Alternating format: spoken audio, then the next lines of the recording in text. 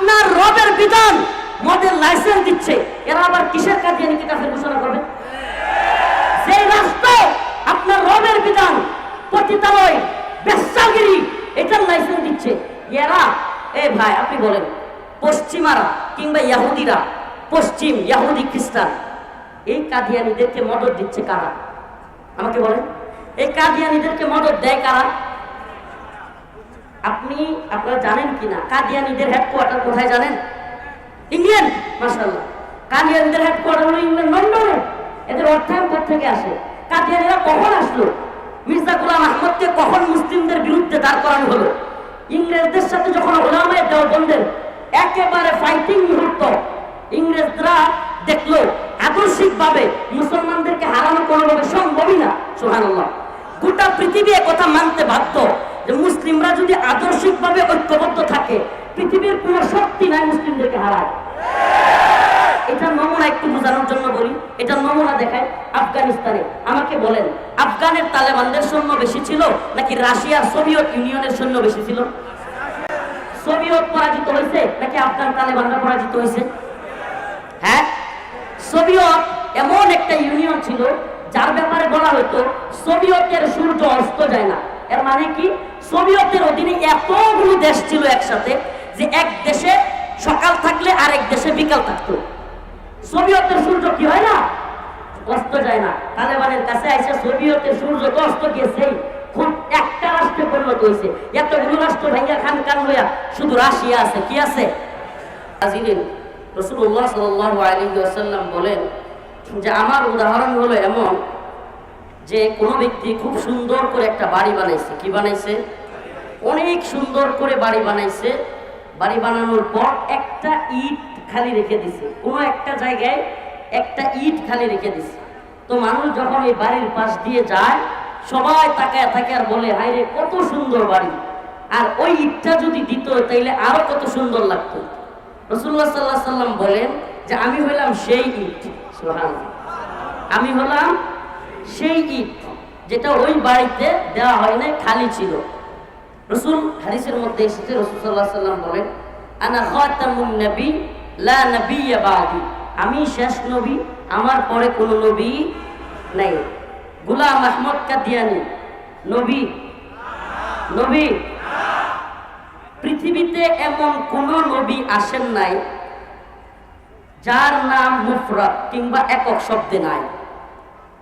আমি মনে হয় বুঝাইতে পারিনি। একক শব্দে প্রত্যেক নবীর নাম, পৃথিবীতে যত নবী এসেছেন প্রত্যেকের নাম। আদম কয় শব্দ? ইব্রাহিম, নূহ, মুসা, ঈসা, দাউদ, প্রত্যেক নবী আলাইহিস সালাতু ওয়াস সালামের নাম একক শব্দে। এখন যদি আমরা জিজ্ঞেস করি যারা দাবি করে যে তাদের এই নবী, নাউযুবিল্লাহ, এই গোলাম আহমদ এই নবী তাদের নবী, তাহলে জিজ্ঞেস করলে যে আপনাদের নবীর নাম কি, বলা শুরু করবে মির্জা গোলাম আহমদ কাদিয়ানী। কয়টা হয়েছে? কয়টা হয়েছে? তাইলে একক হইল? এই যে ভুয়া নবী প্রমাণিত হয়েছে তো। আল্লাহ পাক বলতেছেন মা কানা মুহাম্মাদুন আবা আহাদিম মির রিজালিকুম ওয়ালাকিন রাসূলুল্লাহ। রাসূল সাল্লাল্লাহু আলাইহি ওয়াসাল্লাম মুহাম্মদ তিনি কারো কোন পুত্র সন্তানের অর্থাৎ কোন পুরুষের পিতা নন। রাসূলুল্লাহ সাল্লাল্লাহু আলাইহি ওয়াসাল্লামের ঘর থেকে 4টা ছেলে হয়েছিল, 3জন খাদিজা রাদিয়াল্লাহু আনহার ঘর থেকে। এটা আপনারা যেহেতু তালিবুল ইলম অনেক আলেমরা এখানে উপস্থিত সবাই জানেন। 3জন হয়েছিল খাদিজা রাদিয়াল্লাহু আনহার ঘর থেকে, একজন মারিয়া কিপ্তিয়ার ঘর থেকে যার নাম ছিল ইব্রাহিম। খাদিজা রাদিয়াল্লাহু আনহার ঘর থেকে যারা হয়েছিল তাদের নাম কি ছিল? তাহের, তৈয়ব, কাসেম। 3জন ছিল। তাদের কেউ কাসেম, তৈয়ব, তাহের কেউ বড় হয় নাই। এমনকি মারিয়া কিপ্তিয়া ওনার ঘর থেকে যে ইব্রাহিম আলাইহিস সালাম হয়েছিলেন তিনি একবারে দুগ্ধ পান করা অবস্থায় মৃত্যুবরণ করেছেন। তাহলে রাসূলুল্লাহ সাল্লাল্লাহু আলাইহি ওয়াসাল্লামের কোনো সন্তান বড় হয় নাই। এটার অনেক মুফাসসিরিনে কেরাম হিকমা বলেন যে নবীর ছেলে নবী হয়ে যাওয়া কিংবা পরবর্তীতে আল্লাহর রাসূল যে শেষ নবী এটা যেন বন্ধ হয়ে যায় এবং এরপরে কোনো সন্তান আসলে তাকে নিয়ে যেন ফিতনা তৈরি না হইতে পারে, বিভিন্ন ব্যাখ্যা বিশ্লেষণ করা হয়। কিন্তু রাসূল যে শেষ নবী উনি হাদিসের মধ্যে জানিয়েছেন, আল্লাহ পাক নিজে কোরআনের মধ্যে বলেছেন ওয়ালাকিন রাসূলুল্লাহ ওয়া খাতামান নাবিয়্যিন, তিনি আমার রাসূল, শেষ নবী, তিনিই শেষ নবী। তাহলে রসুলের পরে আর কোন নবী আসবে না। তাইলে গোলাম আহমদ কাদিয়ানী আমরা বিস্তারিত লম্বা আলোচনায় যাওয়ার দরকার নেই। মুসলিম এ কথা বিশ্বাস করে, কোরআনে আসছে আল্লাহ পাক মুমিনের পরিচয় দিচ্ছেন, ক্বালু সামি'না ওয়া আতা'না। যখন মুমিনের কাছে কোনো কোরআনের কথা পেশ করা হয় তারা কি বলে? সামি'না ওয়া আতা'না, আমি শুনলাম এবং মানলাম। এছাড়া মুমিনের কোনো কথা থাকতে পারে না, মুমিনের কোনো কথা থাকতে পারে না। তাইলে কি বলবে মুমিন? কোরআন যা বলেছে, ক্বালু সামি'না ওয়া আতা'না। কোরআন বলেছে ফানকিহু মা তাবা লাকুম মিনান নিসাই ওয়া মাসনা ওয়া সুলাসা ওয়া রুবা। কোরআন বলছে আল্লাহ পাক একাধিক বিয়ে জায়েজ করেছেন। আমি একটা কারগুজারি শোনাই আপনাদেরকে। আমি পল্টন থানার রিমান্ডে ছিলাম। এই অবস্থায় জাহিদ নামে একজন এসআই হঠাৎ করে শাইখুল হাদিস ইবনে শাইখুল হাদিস আল্লামা মামুনুল হক দামাত বারাকাতুহু একাধিক বিয়ে করেছেন, এটা নিয়ে কথা হচ্ছে। সে আমার গালিগালাজ শুরু করছে, তোরা কি ফতোয়া পাইছিস, কই থেকে পাইছিস, আমরা একটা নিয়ে থাকতে পারি না, তোরা দুইটা তিনটা কথা বলিস। আচ্ছা, সে একটা নিয়ে থাকতে পারে না, এটা তার সমস্যা। হয় ধ্বজভঙ্গ, নইলে বই পিঠা, হয় যৌন সমস্যা আছে, নাইলে ধরে বই পিঠা। সে এমন খেপা খেপছে আমার প্রতি, আমি নাম বলতেছি, পল্টন থানা এসআই জাহিদ। সে এক পর্যায়ে আমি যখন বলছি ফানকিহু মা তাবা লাকুম মিনান নিসা মাসনা ওয়া সুলাসা ওয়া রুবা, আল্লাহ বলছেন তোমরা দুইটা তিনটা চারটা পর্যন্ত বিয়ে করতে পারবা, মহিলাদের থেকে যাকে পছন্দ হয়। ওয়াইন খিফতুম আল্লাহ তাআদিলু, যদি তোমরা ওয়াইন খিফতুম, যদি তোমরা ভয় করো, আল্লাহ তাআদিলু, যে তোমরা ইনসাফ করতে পারবা না, তাহলে ফাওয়াহিদা, তাইলে একটা করো। তাইলে আল্লাহর কথা, এই ফতোয়া কে দিয়েছেন? একাধিক বিয়ে করা যাবে, এই ফতোয়া কে দিয়েছেন? ওই লোক আমি যখন আয়াতে কারিমা তিলাওয়াত করছি তখন আমার হুমকি দিতেছে, হাট বেটা, রাখ তোর ফতোয়াগিরি। আস্তাগফিরুল্লাহ। যদি কোনো ব্যক্তি কোরআনের আয়াত শোনার পরে বলে রাখ তোর ফতোয়াগিরি, তার ঈমান থাকবে? আল্লাহ যেখানে মুফতি, এই ফতোয়ার মুফতিকে একাধিক বিয়ে করা যাবে, এই ফতোয়ার মুফতিকে। আমি এই ওয়াজটা একাধিক বিয়ের নয়, বরং কথাটা হচ্ছে এটা যে কোরআন যা বলেছে এ ব্যাপারে কিলোকালবিহীন। যদি কেউ বলে আমরা ধর্মান্ধ নই, আমরা মৌলবাদী নই, আমরা এটা নই ওইটা নই। দেখেন, এদেশে গণতান্ত্রিক রাজনীতি যারা করে, এদেশে না গোটা পৃথিবীতে, একটা কথা মনে রাখবেন, গণতান্ত্রিক রাজনীতিবিদদের ধর্মীয় মূল্যবোধ, ধর্মীয় চিন্তা ভাবনা, দ্বীনের প্রতি চিন্তা ভাবনা, তার চাইতে অনেক বেশি মাথায় থাকে হলো ক্ষমতার চিন্তা ভাবনা। এটা একটা মাথায় ঢোকান, গণতান্ত্রিক রাজনীতি তথাকথিত এটাতে যারা জড়ায় গেছে, এদের মধ্যে টেন্ডেন্সি এটা থাকে যে আমি কিভাবে ক্ষমতায় যাব। দেখবেন হঠাৎ করে আওয়ামী লীগের প্রতি আমাদের কোন হুজুরদের দল, ইসলামপন্থী না দল, দেখবেন যে আওয়ামী লীগের প্রতি সিম্পেথি দেখাইতেছে। বুঝতে হবে, বিএনপি বলেন বা বিভিন্ন দল বলেন, যদি আওয়ামী লীগের প্রতি সিম্পেথি দেখায়, আপনি বুঝবেন যে আওয়ামী লীগ নির্বাচনে আসবে না, সেই ভোটটা কোথায় যাবে, তার চিন্তা ভাবনা মাথায় যে ওই ভোটটা যাতে আমাদের পক্ষে আসে। এই জন্য দেখবেন বিভিন্ন ধরনের আমরা মৌলবাদী না, আমরা ফেসিস্ট না, এই ধরনের কথাবার্তা বলা শুরু হবে। প্রিয় ভাইরা আমার, বন্ধুগণ আমার, আমার বক্তব্য সেটা নয়। বক্তব্য ছিল যে আল্লাহ যা বলেছেন তা মেনে নেওয়া। মুসলিমের নমুনা হলো ক্বালু সামি'না ওয়া আতা'না। আল্লাহ যা বলছেন শুনলাম এবং, আমি কি বুঝাইতে পারতেছি না? আমার সময় খুব কম, সংক্ষিপ্ত সময় দেওয়া যাবে, এই জন্য একেবারে টু দা পয়েন্টে কথাগুলো বলতেছি। এক্ষেত্রে আল্লাহ পাক যেহেতু বলছেন মা কানা মুহাম্মাদুন আবা আহাদিম মির রিজালিকুম ওয়ালাকিন রাসূলুল্লাহ ওয়া খাতামান নাবিয়্যিন, যে তিনি শেষ নবী, ওয়া খাতামান নাবিয়্যিন বলে আল্লাহ পাক শিলমোহর মেরে দিয়েছেন। গোটা পৃথিবীর সবাই মিলেও যদি কাদিয়ানীরে নবী বলে, কাদিয়ানী কি নবী হবে? নবী হবে? একটা কথা আমি একটু কোট করতেছি, একটু মনোযোগ দিয়ে শুনবেন। এই কথাটা একটু শ্রুতের বিপরীত, তো কারো কারো বুঝতে কষ্ট হইতে পারে। এতক্ষণের আলোচনা এজন্য করছি।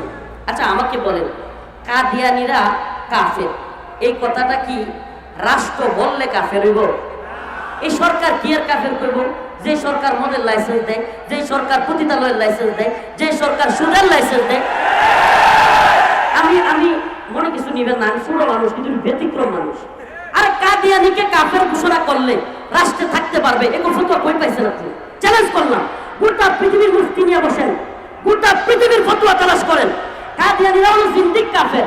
শুনেন, ইহুদি, খ্রিস্টান, হিন্দু আসলে যারা কাফের, তারা জিজিয়া দিয়ে মুসলিম রাষ্ট্রে বসবাস করার অধিকার থাকে, কিন্তু যারা জিন্দিক মুরতাদ কাফের, এরা কোনোভাবেই মুসলিমদের ভূমিতে থাকবার মতো অধিকার রাখে না।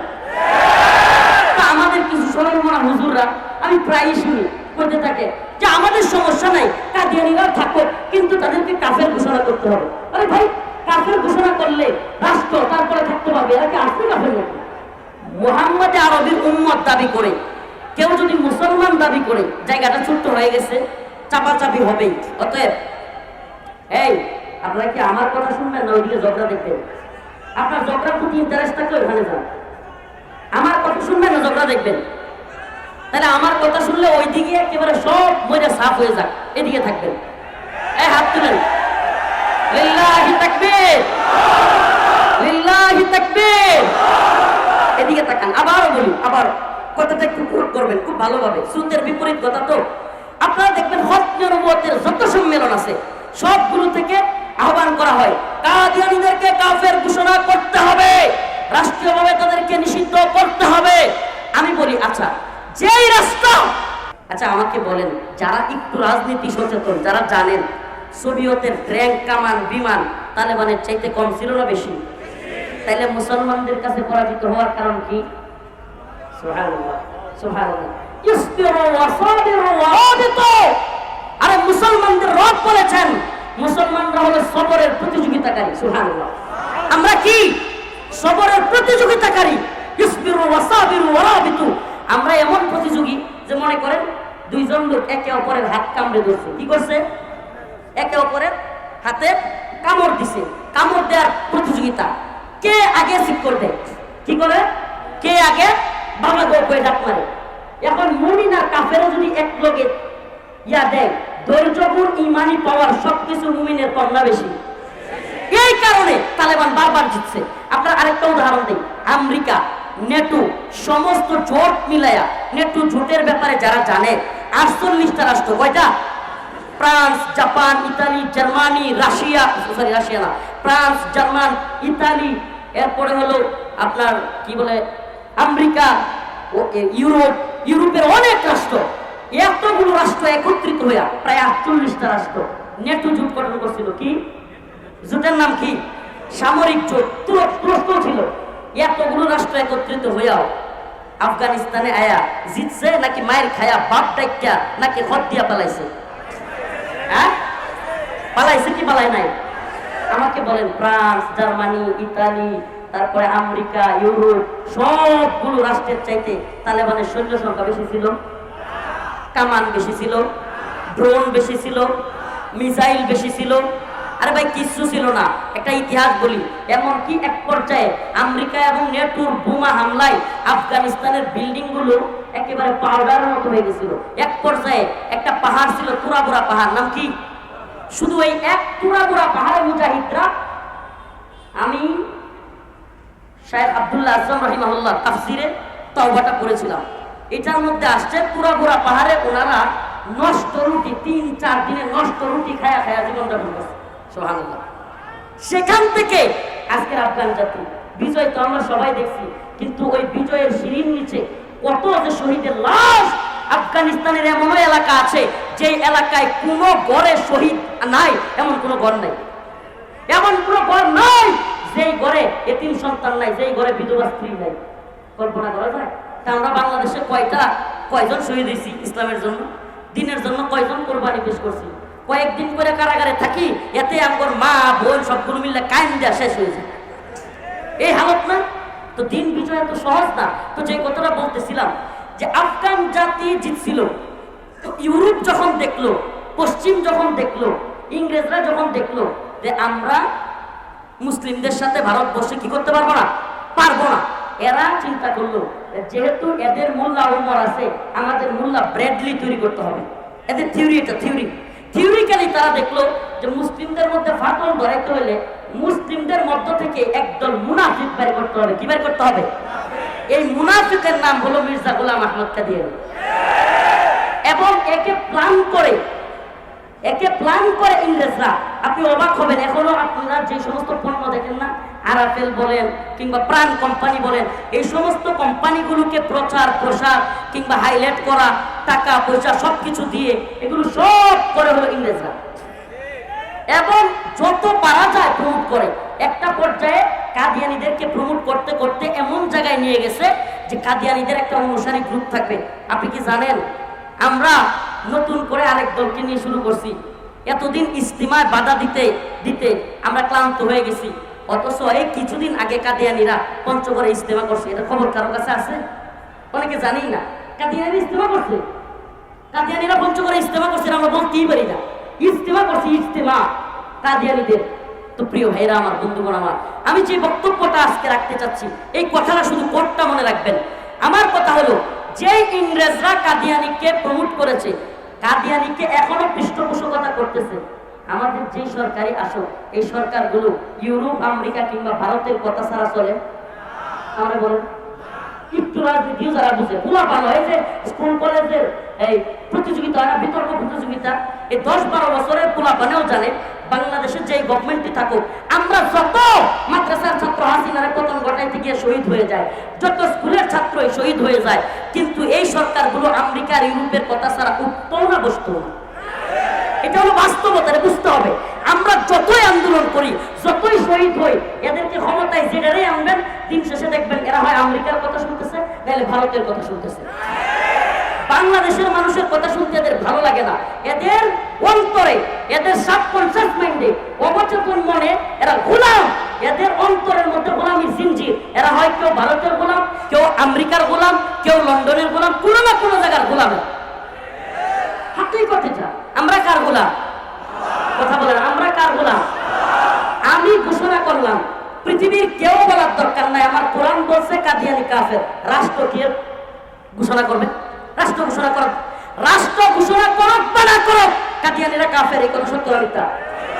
এই রাষ্ট্র কেন পুরো পৃথিবী একসাথে বলে কাদিয়ানীদেরকে মুসলমান বললো, গোলাম আহমদ কাদিয়ানীরা নবী বললে সে কি পুরো নবী হয়ে গেছে? কথা বলেন নাই? ওলামায়ে কেরামের সামনে আমি প্রশ্নটা রাখলাম যে আমরা দাবির ক্ষেত্রে এটা মাথায় রাখতে হবে, জিন্দিক, মুরতাদ, কাফের, যেগুলো কাফেরদের অনেক ধরন আছে। আসলি কাফের, মুরতাদ, জিন্দিক কাফের এক না। জিন্দিকদের শাস্তি মৃত্যুদণ্ড। জিন্দিকের শাস্তি কি?